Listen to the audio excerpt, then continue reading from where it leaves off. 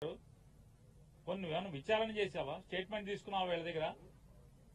ఇంత పద్ధతిగా అంటే లీగాలిటీ ఎక్కడా మిస్ అవ్వకుండా, లీగల్ ప్రొసీజర్ ఎక్కడా మిస్ అవ్వకుండా, చట్టరీత్యా లేదా మనీ ట్రాన్స్ఫర్ చేసి కొన్ని ఏమన్నా డబ్బులు అకౌంట్ ట్రాన్స్ఫర్ చేయకుండా కొన్నారా?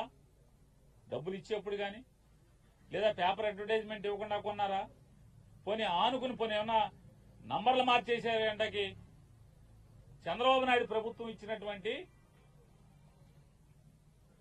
అగ్రిగోల్డ్ ఆస్తులకి అన్న సరిహద్దులు చేస్తుందా?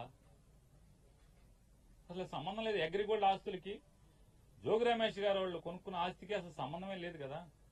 లేని పరిస్థితుల్లో ఇవాళ సిఐడితో అదే ఆగస్టు 2వ తారీఖు ఒక కేసు కట్టించి, ఏసీబీతో ఒక కేసు కట్టించి, విచారణకు కూడా కనీసం పిలవకుండా ఏం జరిగింది, నువ్వేం చేశావు, నీ పాత్ర ఏంటనే విచారణ కూడా చేయకుండా జోగి రమేష్ గట్టిగా మాట్లాడాడు, గట్టిగా తిరగబడ్డాడు.